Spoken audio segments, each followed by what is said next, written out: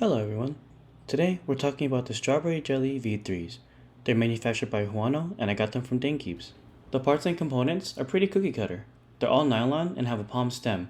They have a dust-proof stem as well, they're 5-pin, and a 47-gram bottom-out spring. It's extended as well. Compared to the V2, they're 22mm rather than 20. And being priced at $380 for 10 switches, they're one of my favorite switches because they look great and they sound great. The sound signature is clacky and that seems to be my preference. For the sound test, we're going with my QK65 with silicone dampening and plate foam only. The keycaps are GMK Rainy Day, and really, that's all I have to say. Take a listen to the sound test and see for yourself how they sound. Until next time.